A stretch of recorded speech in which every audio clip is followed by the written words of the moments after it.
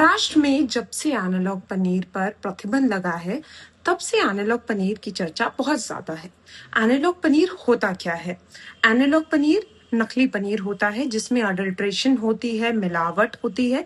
अब बड़ा सवाल ये है कि अगर पनीर में भी मिलावट है, और इससे पहले कई बार देखने को मिला है कि सोया चाप में भी मिलावट है, और खास तौर पर जितने भी जिम लवर्स हैं, वेजिटेरियन लवर्स हैं, वो पनीर और सोया चाप को एक बहुत अच्छा सोर्स मानते हैं प्रोटीन का।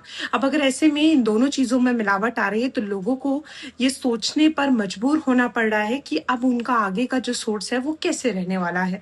न्यूट्रिशनिस्ट साफ तौर पर बता रहे हैं कि मिलेट्स भी एक अच्छा सोर्स होते हैं, और अगर आपको पहचान करनी है कि नकली पनीर क्या है, तो आपको ये देखना चाहिए कि अगर आप उसको गर्म पानी में डाल रहे हैं तो उसका टेक्सचर कैसा हो रहा है, वो दिखने में कैसा उसका टेक्सचर है। और आप हमेशा लेबलिंग चेक करें, ये चेक करें कि एफएसएसआई की लेबलिंग है, उस पर एक्सपायरी डेट क्या है, शेल्फ लाइफ कितनी है। और हमेशा एक अच्छी जगह से, एक लाइसेंस जगह से ऐसी चीजें लेनी चाहिए। न्यूट्रिशनिस्ट का ये भी कहना है कि बहुत सोच समझ कर ऐसी जगह से आपको नहीं खाना चाहिए जहां पर कोई लाइसेंस नहीं है, या कोई छोटी अनहाइजीनिक प्लेसेस पर भी ऐसी चीजें नहीं खानी चाहिए। तो लोगों को घबराने की जरूरत नहीं है, लेबलिंग पर ध्यान देने की जरूरत है, और अपनी जो डाइट में बाकी चीजें जैसे मिलेट हो गया, ये सब भी, और जितनी भी दालें हैं, राजमा, ये सब भी एक हाई सोर्स ऑफ प्रोटीन है। Analog paneer also called as artificial paneer, इसको हम नकली पनीर इसलिए कहते हैं क्योंकि जो एक्चुअल पनीर होता है वो पूरा का पूरा दूध से बनता है, जिसमें दूध का फैट होना चाहिए और दूध की ही बनी हुई चीज़ें जैसे कि हमारा केसिन और वे प्रोटीन, उन दोनों को मिलकर हमारी प्रोटीन क्वालिटी उसमें बनती है। मगर जो एनालॉग प्रोटीन होता है उसमें थोड़ी मात्रा में असली दूध का कुछ कुछ हिस्सा यूज़ किया जाएगा, या फिर बिल्कुल ही कोई ऑल्टरनेट प्रोटीन यूज़ किया जाएगा, या तो थोड़ा या बिल्कुल नहीं होगा, उसको हम नकली पनीर कहते हैं। इसमें नॉर्मल फैट की जगह पे हम वेजिटेबल ऑयल यूज़ करते हैं। ये सस्ता होता है, इसकी शेल्फ लाइफ लंबी होती है, इसलिए ये ज़्यादातर आपको रेस्टोरेंट्स और लोकल वेंडर्स के पास मिलेगा जिनके पास एक लाइसेंस नहीं है। अब अगर हम सोया चाप की बात करें, अगर सोया चाप देखने में बहुत चिकनाहट वाला लग रहा है या उसमें प्लास्टिक जैसी चमक है, तो यस, आपको डाउट होना चाहिए कि शायद वो नकली है।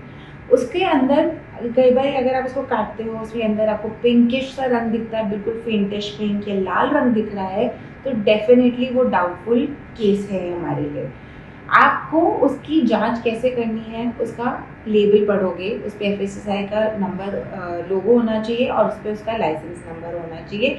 ये दोनों चीज़ें बहुत ज़रूरी हैं, और किसी नॉन लाइसेंस शॉप से ही खरीदें सोया चाप, वो बहुत ज़रूरी है। नकली सोया चाप और नकली पनीर में पहचान कैसे करनी चाहिए, तो मैं उसके बारे में बताती हूँ। जो असली पनीर होता है वो गर्म पानी में डालने पे नरम रहता है, मगर जो नकली पनीर होगा वो गर्म पानी में भी उसका टेक्सचर सेम होगा। वो हाथ लगाओगे असली पनीर को, ऐसे दबाते हो तो वो टूट जाता है, वो क्रम्बल बहुत जल्दी होता है, मगर जो नकली पनीर है वो इतनी जल्दी से क्रम्बल नहीं होता है। उसका टेक्सचर रबरी होता है, जब आप खाते हो मुंह में घुलता नहीं है, वो चूई टेक्सचर के साथ होता है। मगर जो असली पनीर होता है वो मुंह में रखते ही मेल्ट होता है। अगर आप उसको गर्म तवे पे सेकते हो, उसकी असली पनीर की ब्राउनिंग अलग होगी और नकली पनीर की ब्राउनिंग अलग होगी। वो सख्त रहेगा और उसकी लाइटिश ब्राउनिंग में आता है, मगर जो असली पनीर है उसका ओवरऑल एक ही तरह का रंग सारे पे चढ़ता है।